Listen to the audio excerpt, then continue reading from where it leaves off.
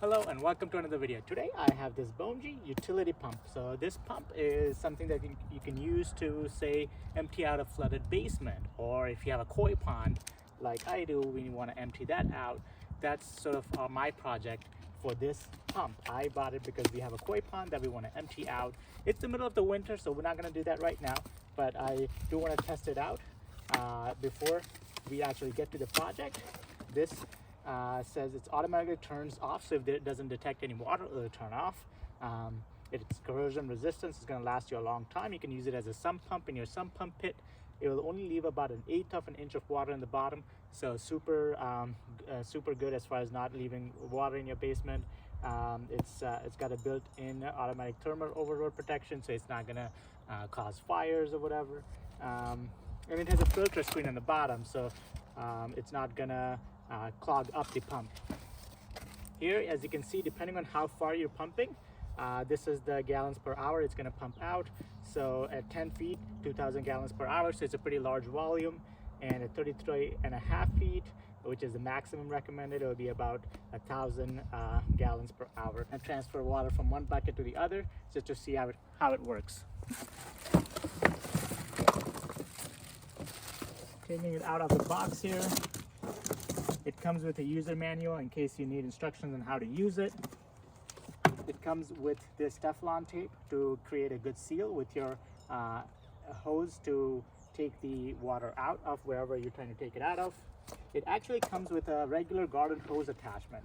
So if you need to attach a regular garden hose, it comes with a attachment for it already.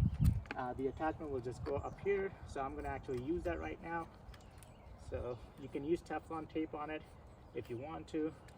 Right now I'm just attaching a garden hose with a seal on it, so I'm just going to leave it.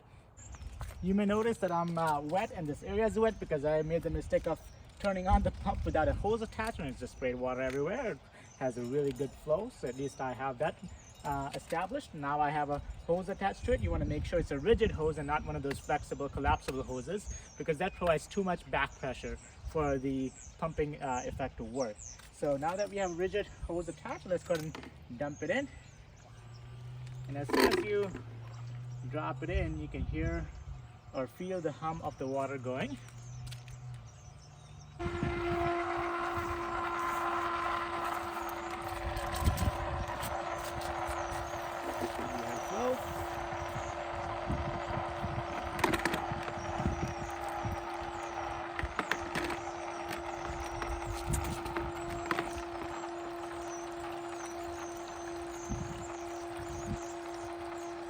I do have some kinks on this hose, so it probably prevents the easiest flow, and it's a 50-foot hose.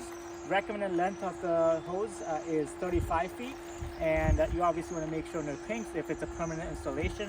This is meant for me to be used in the backyard to empty a pond, so for me it's just a temporary use. But if you're going to use it in a sump pump kit, you want a rigid PVC pipe rather than a garden hose, and you can see the flow is full blast now.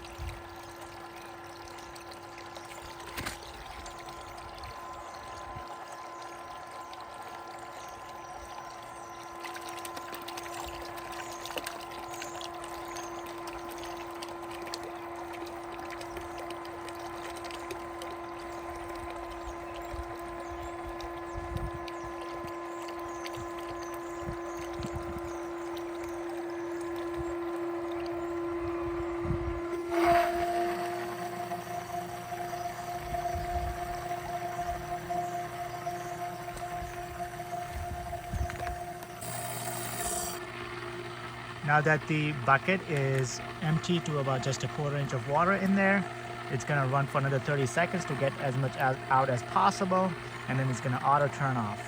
And when the water reaches back to its sensor, which is about 1.5 to 2 inches high, it's going to turn back on.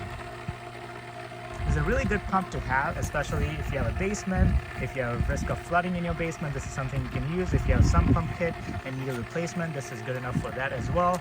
Also, if you have like a pool or a pond in your backyard that you occasionally empty to clean or reline, this is a really good product. That's it for this video. If you have any questions, leave them in the comment section below and I'll be happy to answer. Otherwise, give me a thumbs up if you like the video. If you want more videos like this, subscribe to my channel.